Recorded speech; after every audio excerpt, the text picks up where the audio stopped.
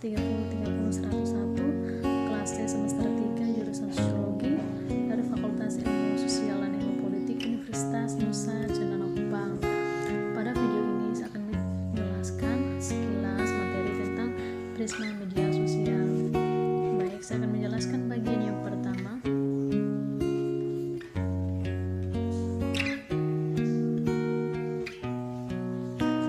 Bagaimana sekelompok orang dapat mengembangkan perbedaan yang sangat sulit dipecahkan, bahkan ketika mereka sangat mirip. Di sini ada seorang tokoh yang bernama Serif. Ia berencana menyalakan api sebagai bagian dari studi yang tidak bisa yang ia rencanakan di kota di dalam hutan yang sangat sepi di bagian utara New York, Amerika Serikat. Dengan hibah sederhana Rockefeller Foundation, Serif telah membuat perkemahan musim panah yang fiktif dan mengundang 40 anak laki-laki berusia 14 tahun untuk hadir. Anak laki-laki telah dipilih agar mirip satu sama lain sebisa mungkin. Mereka semua putih dan Protestan, dan mereka seumuran. Dengan tidak ada ciri-ciri psikologis yang abnormal, tak satu pun dari anak laki-laki itu tahu bahwa satu sama lain sebelum percobaan. Rencana Serif adalah untuk mengizinkan anak laki-laki itu untuk bersosialisasi dan berteman satu sama lain, tetapi kemudian mulai menimbulkan mereka ke tim yang bersaing dalam serangkaian konteksnya. Setelah anak laki-laki itu secara sewenang-wenang ditugaskan untuk menjadi beater atau partners, prediksi Serif keberadaan belaka identitas kolektif itu membuat mereka mengembangkan pemukiman terhadap satu sama lain. Prisma media sosial. Ikatan kita masing-masing sekelompok itu diberitahu tentang keberadaan yang lain dan menginformasikan bahwa kedua kelompok akan bersaing satu sama lain pada hari berikutnya. Meskipun anak laki-laki tidak punya alasan untuk tidak menyukai atau satu sama lain a priori lainnya, dan sekali lagi dipilih sebagai normal, mungkin mereka dengan cepat mulai saling mengejek tanpa provokasi. Semua yang diperlukan bagi sekelompok orang untuk mengembangkan egoisme terhadap satu sama lain adalah identitas kolektif satu-satu. Perbedaan antara eksperimen yang gagal dan yang ini adalah identitas egois pada waktu dia punya waktu tumbuh ketika keduanya kelompok terisolasi satu sama lain.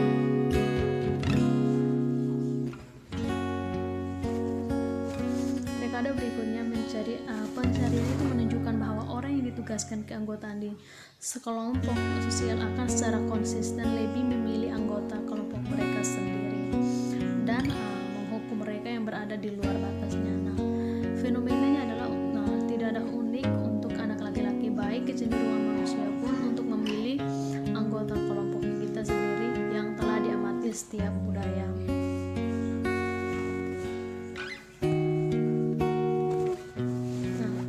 Kedua, publik yang tak terlalu rasional.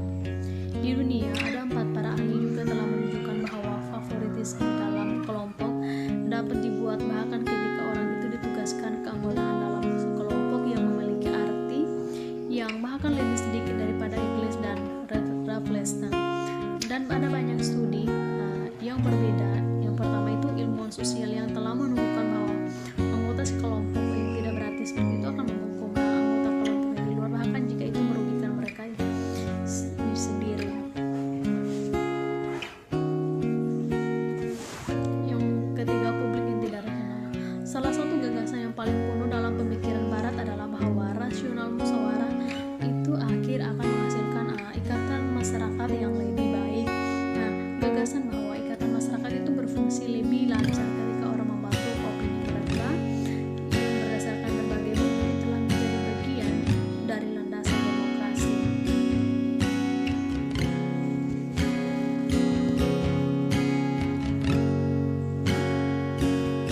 Yang ketiga, media sosial dan pencairan status.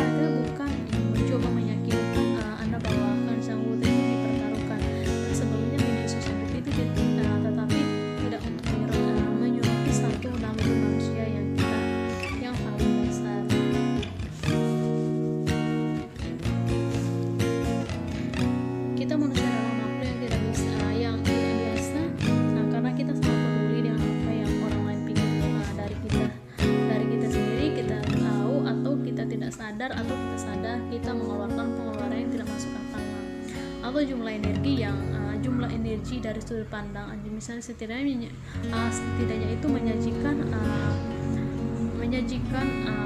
versi yang berbeda dari diri kita dalam pengaturan sosial yang bervariasi untuk digambarkan mana yang bekerja dan mana yang tidak bekerja. Obsesi kami dengan satu status sosial sudah lama ada sebelum media sosial. Tentu saja ada beberapa orang yang lebih peduli untuk mendapatkan status di media sosial daripada yang dilakukan oleh orang lain. Tetapi poin kunci saya yang paling utama adalah kekuatan karisma. Ada banyak orang percaya bahwa platform media sosial itu membuat ketagihan karena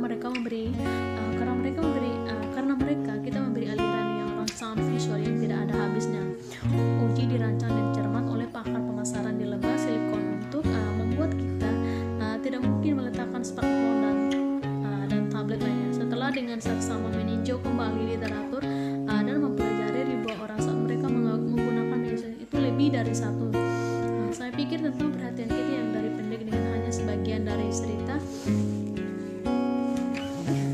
cerita sumber yang lebih dalam dari kejujuran kita pada media sosial.